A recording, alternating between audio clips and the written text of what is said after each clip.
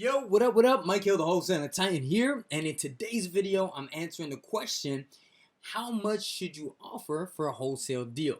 So I'm going to walk you through the maximum allowable offer formula, but I'm also going to give you some context, some more comprehensive details, and show you how, the way that I do this is a little bit different from the max allowable offer you've probably seen everywhere else. So stick around to the end of the video where I explain the uniqueness of my method, and I'm also going to give you a few actionable items. So this question comes from someone in my public Facebook group, and it says, what's the South Florida formula to determine the max allowable offer? And so I'm going to answer the question in a way that is universally applicable to any market. And also on that note, be sure to join my Facebook group. Just search Wholesaling with Mike. It's a public group and it's a great way to ask me questions, some of which I'll use for future video topics. So moving right along, here's the formula for your maximum allowable offer. You want to start with your ARV, which stands for after repaired value. Now this is not to be confused with the asking price or listing price. Rather, the ARV means what the property is worth if it were in perfect condition. So I'm actually not going to go too deep on this here. I have a video that I'll leave a link to in the description and at the end of this video where I basically show you the step-by-step how to determine ARV, which websites you can use, both free and paid sources, and I also do several over-the-shoulder style examples you can just follow along with. But the quick version is that you want to give your best estimate of what the property is worth by looking at the comparable sales in the area. Meaning, what have similar properties in the area sold for? And you're going to be looking for a few things here. So the ideal criteria is, same style house, is built around the same time, similar size, ideally in the same subdivision, sold in the last 6 months, and within like a half-mile radius or so.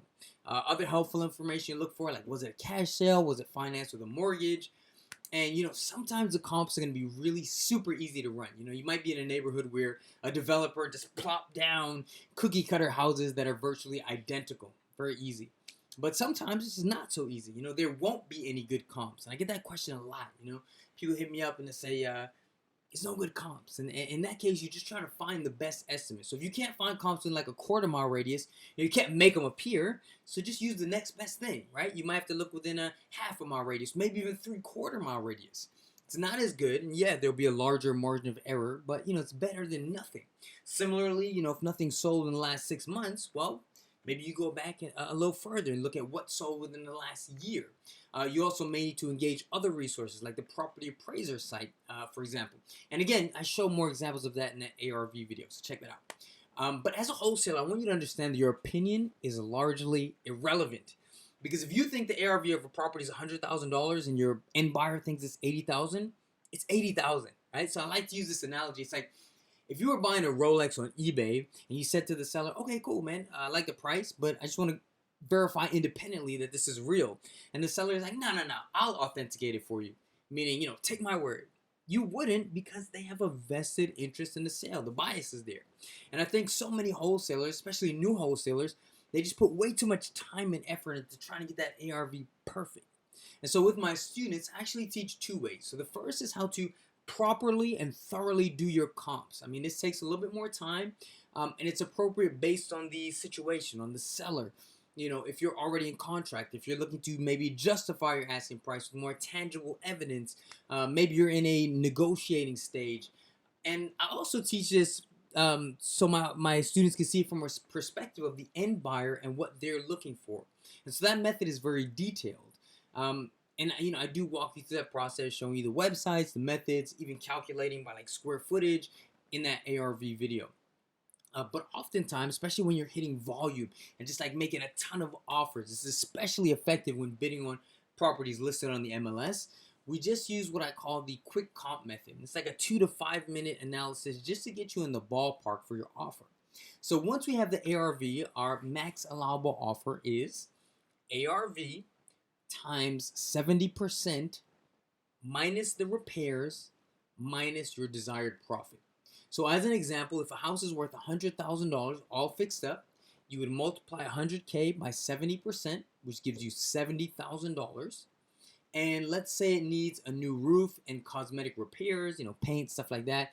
And for the sake of simplicity for the math, let's just call it 10K. So we minus 10K, that brings us to $60,000.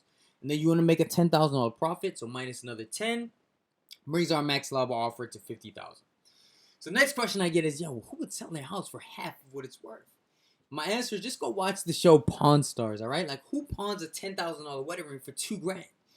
Motivated sellers. They are out there, and you got to remember, we're looking for people who need to sell, not who want to sell, right? And by selling to you at a discount, their lives are better than if they didn't sell at all.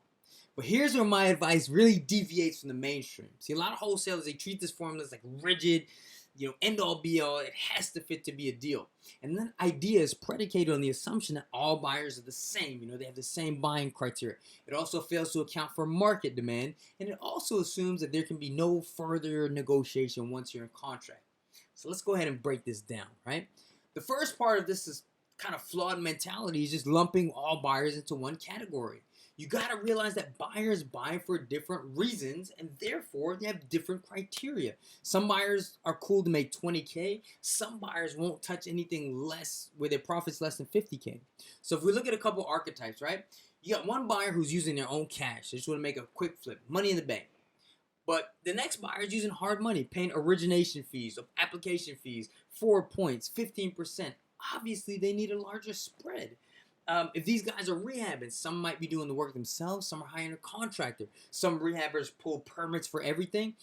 Some don't. They don't factor into their costs. Some are buying long-term for cash flow, passive income. They might want to hold it for the next 50 years, pass it on to their kids. Some people like an area. They're willing to pay more. Some people are buying based on speculation of appreciation. Some are international buyers, many of whom they're working with banks that don't have like the equivalent of FDIC insurance. So they might just want to put their money to secure U.S. real estate. Some people are pooling their resources as a community. They want to buy a whole block, and they might be willing to pay a premium. And all of these people will buy at different prices. Next, you got to look at the market demand. I live in South Florida. There's a lot of demand here, and I've regularly been able to wholesale deals for 5-figure checks for 80%, even 85% of ARV. Is that the same in like Boise, Idaho? I don't know, but I'll show you how to figure that out in just a moment. And then finally, I want to talk about contracts and negotiations. And this is one thing that I really, really stress with my students, and that's that, most of the time you really just need to be in the ballpark. And you don't have to get this max allowable offer formula perfectly. And here, there are a few reasons for this, right? So the first piece is that you're really going to focus on control first. You got to have that contract to have equitable interest and exclusive rights to purchase. So in our example from earlier, let's say that seller wouldn't take the offer of 50K. Well, you try and make it at 60 or 70K. And based on the traditional formula, yes, that's too high. But again, that's operating under the assumption that your negotiations are done when you sign the contract. But really, that's where your negotiations begin. And it's much easier to get a price reduction once you're under contract than to try and get everything you want at the beginning. So if we go back to our example, right? The property's worth $100,000. You try to get the seller to take 50K, they refuse, right? It's hard to get them to that number. They're not committed to you. They want to explore other options, whatever. But you can get them to agree to, let's say, 70,000. You know it's high, but you get the executed contract, now you have control. So you're going to go out, advertise that property to your buyers at 80K, and you just want to take any offer. So let's say you get an offer at 70K. It looks like there's no profit because you're buying at 70,000, you get an offer for 70,000. But this is good because obviously you got to qualify the buyer, right? Have them sign a contract, put up a non-refundable deposit. But now you know exactly where you need to be. You know your buyer's buying at 70,000, and so you can reverse engineer your profit. And because you have that inspection period, you go back to the seller and negotiate a price reduction. So now you can go back and ask for that price of 60,000. You say, based on our inspection findings, we got to reduce to, in this case, 60K because of XYZ, because of my partner, whatever. And remember, before you couldn't get them to 50 or 60K, but here's where the psychology is interesting because now they've committed to you. Like when we make decisions, our minds will look for ways to justify the decisions we've made. Like we don't want to tell ourselves that we made the wrong decision. Next, they've anticipated closing. They've felt the relief of selling. They've mentally envisioned the sale and spent the profit, and that problem that existed, it's now solved in their minds, which leads to that thought of starting over is very painful. Who's to say the same thing won't happen with another buyer? Do you take the sure thing or hold out for the unknown? It's that saying, a bird in the hand is better than two in the bush, right? People are also more motivated by potential loss than gain. So think about it. Like, what's more motivating? If I said I'll offer you $100, or if I said I was going to take $100 out of your bank account, right? And some people say this is not ethical. You're not performing your contract, but that's actually not true. Your contract says, I'll buy at X price based on inspection findings. And your inspection findings are real. They're just coming from the end buyer, and you're just communicating that to the seller.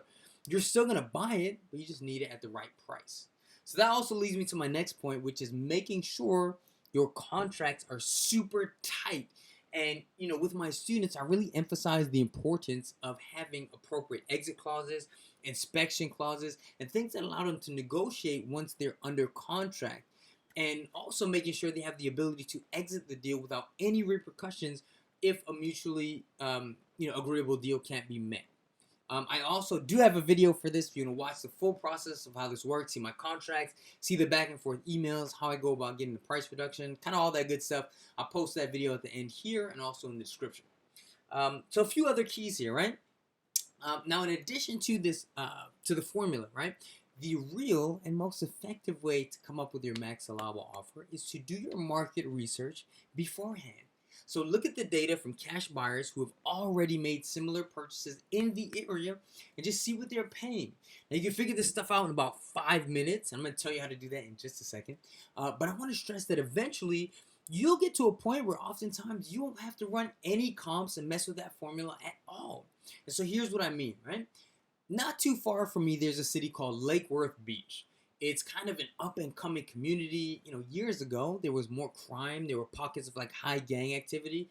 But the city's really been putting in a lot of efforts toward like revitalization. So just tons of money, different initiatives going in, more local businesses opening up. Even the rebranding, it was called just Lake Worth about a year or two ago. And now it's Lake Worth Beach. But the point is, this is a middle-class city. It's in Palm Beach County, one of the most affluent counties in the United States.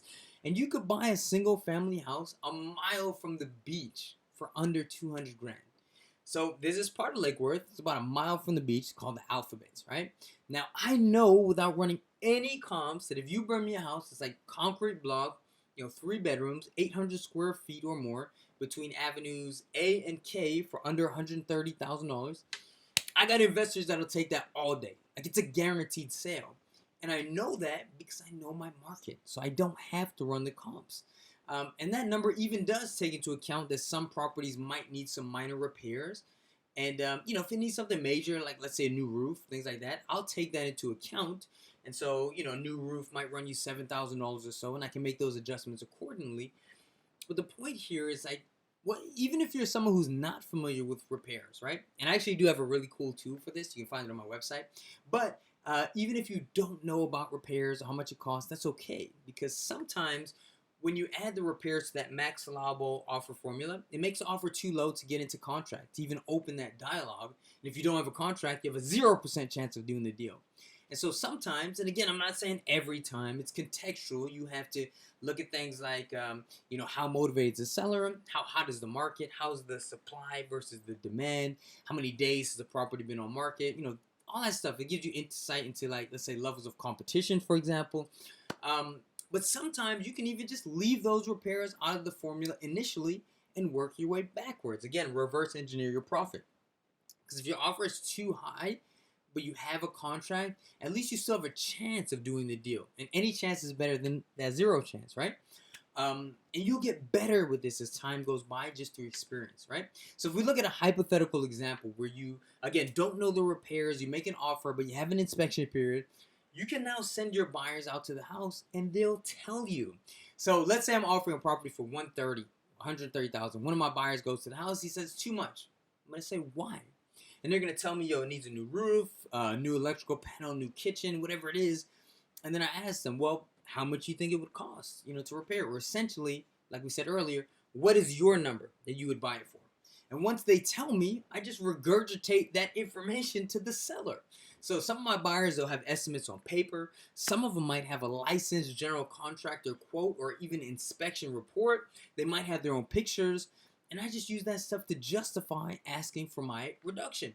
So oftentimes I'll even tell them, well, I can entertain that price, and I do have other people looking at this, but send me your numbers, your pictures, any evidence, information. Let me know what you'd pay. I'm gonna go back and do everything in my power to get that price for you. And most of the times they're more than happy to let me go back and do the negotiating on their behalf. And remember, I'm providing a service, and by doing this, that more than justifies any profit I might make on the deal. And at the end of the day, like, if you really want to know what a property is worth and what buyers are willing to pay, let the marketplace tell you. I mean, the formula, it's a fantastic starting point, but that's all it is. It's a starting point. It's not the end, right? Put your deals out to the market. Send it to other wholesalers. Ask them to JV. Send it to their buyers. Ask buyers what they pay. And then if necessary, you reverse engineer your profit. Now, this is really important, right? If you want to see how I find buyers, find what buyers are paying, and how I also isolate the hot spots in a given market, I do have a training video that is an absolute must watch. Now, it's not on YouTube because it's a part of a prerequisite series of videos I made for people that are attending one of my live training calls. There's a link in the description where you can actually see my live training schedule, sign up for future calls, and once you do that, you'll get access to that video. The call is free, the video is free. It's just not up on YouTube because it's kind of like a part of a series. You have to watch to make sense in order. But you'll be able to watch it whether or not you attend the live training. But I really do encourage you to attend that live training call if you're able to. Now, as of this time, the time of this recording, I've done 2 of these live calls. They were absolutely phenomenal. I mean, I basically set aside like 2 hours to do live Q&A and training. And because of the high levels of engagement and caliber of your questions, last 2 sessions both went for 5 hours each. And I basically just put it all out there, which is why I keep them live and I don't do replays of this stuff. But definitely register if you want to get on the next one. So in closing, I got a few action steps for you. Again, do make sure you register for the next live training and watch that video I just told you about. Again, it's all free stuff, but it's just really, really practical. The stuff and the exercises I show, it can really be the difference between a successful and failing business. It's a slight tweak. It could save you, months of learning the hard way or thousands of dollars wasted on like trial and error stuff. And with regards to live calls specifically, the topics and schedule will change based on questions and feedback. The bulk of these calls are always going to be live Q&A, but in some instances, I'm going to have prepared stuff as well. So as of the time of this recording, some of the topics I'm showing on the next live session, which again, this is based on a survey that I've been running. It's going to be my top 3 sources of motivated seller leads. I'm going to show you exactly what those are. I'm going to walk you through a few case studies. 5 steps to find cash buyers, virtual wholesaling, so basically how you can do this stuff without ever leaving your house. You don't have to meet sellers, buyers, any of that stuff. The impact of the COVID pandemic, what it's had on the marketplaces, and the specific changes and adjustments you need to capitalize during this time while simultaneously helping the people that really need your help the most. So you definitely want to be on that call. Next, be sure to join my public Facebook group, man. The link's in the description, but you can just search Wholesaling Mike on Facebook. It'll pop up. It's a great way to connect with not only me, but other, wholesalers and potential JV partners. And, when I started, we didn't have all the YouTube videos and information. And, not only am I enjoying kind of disseminating this information, which is literally changing people's lives, but, one of my ultimate goals is just to create a big community where, you can exchange ideas and best practices, but also it's a central hub where you can do business, meet other wholesalers, meet JV partners, meet cash buyers, and just everyone could come together and win. So if I could be kind of the catalyst or connector there that helps you improve your life and your business, it's awesome, man. So we could win together. So come join that Facebook group. Next, if you have questions on ARV or negotiating that price reduction, remember I got those 2 videos. I'll post those links in the description. So check that for a deeper dive. And then finally, if you did get some value from the video, please do share it. Please hit that thumbs up button and definitely like, comment, subscribe, and hit the bell notification so you get notified when I have new videos. Really helps the channel out a great deal, and I really, really do appreciate that from the bottom of my heart. So I hope to see you guys on the live call, and I'll definitely be seeing you in the next video. Until then, be safe, happy wholesaling, and we'll talk soon, all right? Talk to you guys soon. Peace.